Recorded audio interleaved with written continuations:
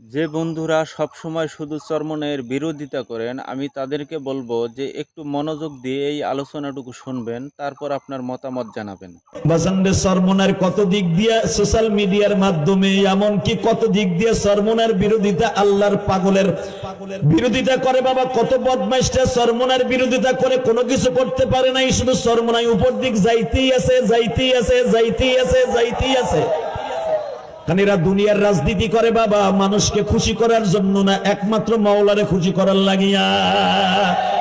এই যে আমিরুল মুজাহিদিন ফয়জুল করিম এই বছর বয়ানে বলছে, খেয়াল করছো, ইসলামের রাজনীতি যদি জায়েজ না থাকতো আমি ফয়জুল করিম দাঁড়াইতাম না।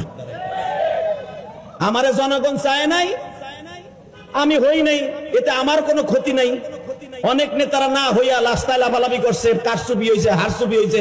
আমি ফয়জুল করিম একবারও সাংবাদিকের কাছে কই নাই ভর্তুরি হয়েছে, কারণ আমার মওলায় পছন্দ করে নাই, জনগণের খাদেম হিসাবে আমি হই নাই। বলেন নাই ওয়াজে কইছে বছর, ভুলে গেছো কেন? কি হুদা কি বুমা নাকি কি ঘোরার দিনের ওয়াজ শুনাইছো? আমি তো নিজে ছিলাম আল্লাহর কুতুব, কি কি কইছে। আল্লাহু আকবার জোরে বলতে পারলেন না? তো মাওলার ভালোবাসার জন্য সে রাজনীতি করছে, আসলে মানুষের ভালোবাসা পাওয়ার জন্য না। ফয়জুল করিমের অর্থ কম নাই মিয়া, তার যে তেলের গাইন আছে, পানি বেচা পয়সা দিয়ে হইলো তার 14 গোষ্ঠী চলবো।